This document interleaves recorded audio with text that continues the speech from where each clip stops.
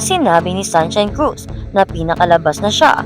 Kung bago ka lang sa channel na ito, huwag kalimutang mag-like, share, comment, and subscribe. Matapos makalaya sa mga legal na problemang bumabalot sa kanya, sa wakas ay nagsalita na ang aktres na si Sunshine Cruz tungkol sa kanyang karanasan kasunod ng kasong isinampa laban sa kanya ng negosyanteng si Atong Ang. Sa isang taus-pusong pahayag, pinag-isipan niya ang mga hamon na kanyang hinarap sa panahong ito ng pagsubok at ipinahayag ang kanyang pasasalamat sa pagkakataong sumulong sa buhay. Ang legal na hindi pagkakaunawaan kay Atong Ang na naging headline sa loob ng ilang buwan ay nagbigay ng malaking atensyon sa personal na buhay ni Sunshine. Ang kaso ay nagsasangkot ng mga akusasyon na hindi lamang humantong sa pagsisiyasat ng publiko, ngunit nagdulot din ng emosyonal na pinsala sa aktres. Gayunpaman, pagkatapos ng matagal na legal na labanan, naalis na ngayon si Sunshine sa lahat ng mga kaso na nagpapahintulot sa kanya sa makahinga ng maluwag at buksan ang pahina na sa mahirap na kabanata na ito. Sa kanyang unang public address matapos marisolba ang kaso, ibinahagi ni Sunshine Cruz ang kanyang emosyon sa publiko.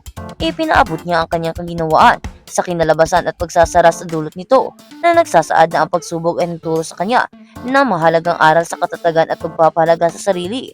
Para kay Sunshine, ang karanasang ito ay isang pagsubok ng pasensya at tiyaga, isang pagsubok na kanyang nalampasan ng may lakas at biyaya.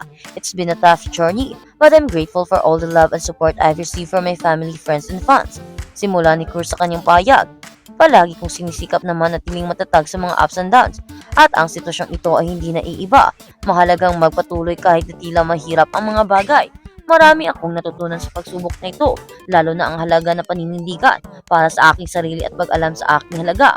Bilang isang public figure, palaging nasa spotlight si Sunshine Cruz, hindi lamang para sa kanyang matagumpay na karera sa entertainment, kundi pati na rin sa kanyang personal na buhay na madalas na pinag-uusapan ng media.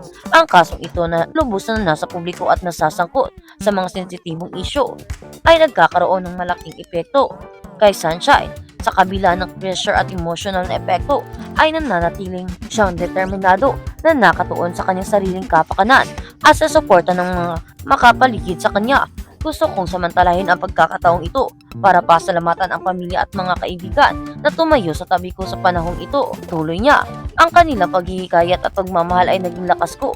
Nais kong ipahayag ang aking pasasalamat sa aking mga tagahanga na palaging sumusuporta sa akin kahit na ano. Lahat tayo ay nagbibigay sa akin ng lakas ng loob na harapin ang araw na may pag-asa. Binigyang diin din ni Sunshine ang kalagahan ng pangangalaga sa sarili, kalusugan ng isip at personal na paglaki. Madaling mahuli sa negatibo na kasama ng mga pagpublikong hamon. Paliwanag niya, ngunit natutunan ko na napakalagang tumuon sa mga bagay na nagdudulot sa akin ng kapayapaan. Ang aking pamilya, ang aking trabaho, at ang aking personal na paglaki. Iyon ang pinakamalaga. Pinuri siya ng kanyang mga tagahanga at taga-suporta para sa kanyang katatagan sa buong pagsubok.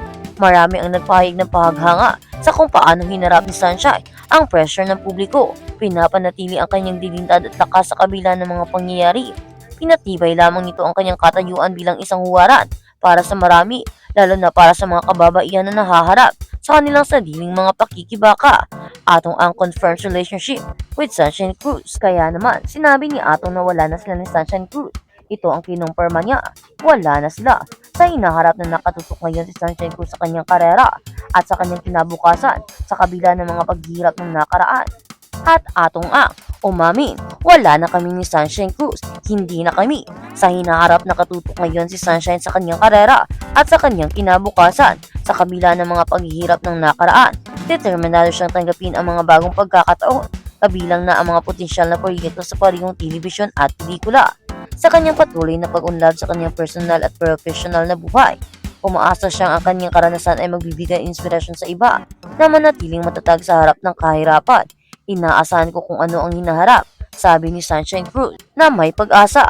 Marami akong natutunan tungkol sa aking sarili at handa akong tanggapin ang anumang kasunod o susunod maging ito sa aking karera o personal na buhay. Nagpapasalamat lang ako sa mga pagkakataong magsimula ng bago at magpatuloy na magkaroon ng positibong epekto. Ang legal na labanan kay Atong Ang na dating malaki sa kanyang buhay ay dumating na sa isang resolusyon habang binubuksan ni Sunshine Cruz ang pahina sa kabanatang ito. Napuno siya ng panibagong pakiramdam ng layunin at lakas. Ang kanyang paglalakbay ay nagsisilbing paalala ng kahalagahan ng tiyaga, katatagan at ang kapangyarihan na paniniwala sa sarili sa pagtatagumpay ng mga hamon ng buhay.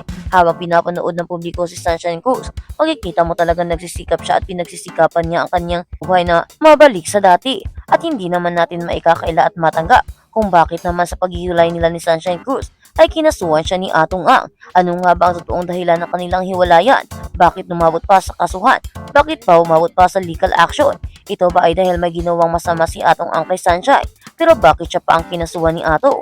Ano nga ba ang tunay na dahilan ng kanilang hiwalayan? Sino nga ba ang may sala? Sino ba sa kanilang dalawa ang tunay na nagkaroon ng kasalanan? Kaya naman marami ang katanungan dahil walang malinaw na pahayag ang ibinigay nila tungkol sa kanilang hiwalayan. Tungkol lamang sa mga isyu ng pananakit at pagsasampa ng kaso ang aming naririnig. Siguro ay kinasuhan siya ni Atong A dahil sinabihan na hindi matanggap ng politiko o baka naman totoo iyon o uninahan na siya ni Atong A kasi mas mayaman ito at mas may pera. Kaya naman, kawawa naman kung ganoon si Sunshine Cruz.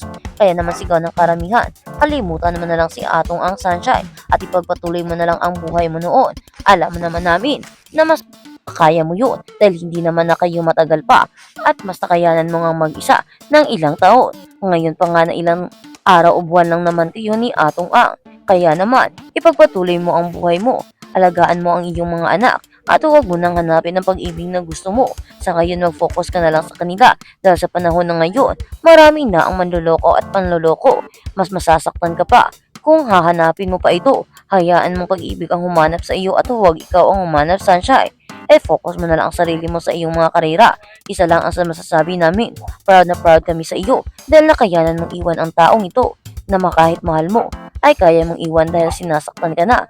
Kaya naman, Sunshine, ipagpatuloy mo ang buhay mo, ang nakagawian mo noon.